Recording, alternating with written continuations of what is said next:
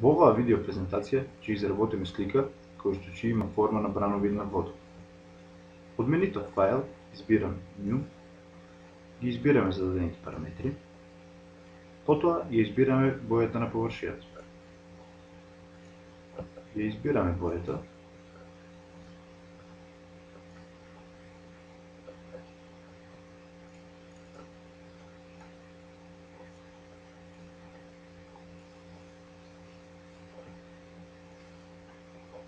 и ја нанесуваме на површината. Потоа од менито филтер избираме Distort и алатката за зигзаг. И овде ги нанесуваме параметрите. А од менито Style избираме Around Center.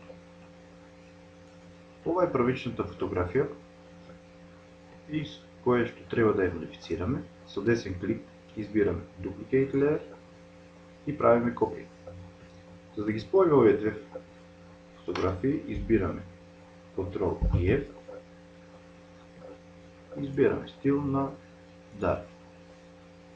Ова е готовата фотографија, но исто така може да нанесеме и нов објект, со тоа што ќе креираме нов layer и со алатката за цртање произволно ќе нацртаме објект. Исто така и на овој објект нанесуваме боја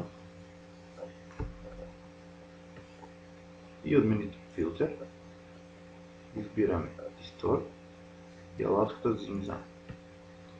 Овде од менито Style избираме Font Refresh и задаваме параметри.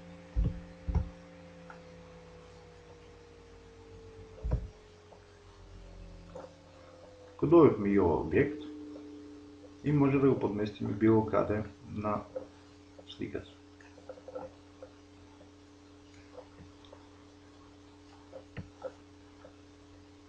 Со алатката за контраст го избираме видливоста. Со тоа нашата фотографија е готова.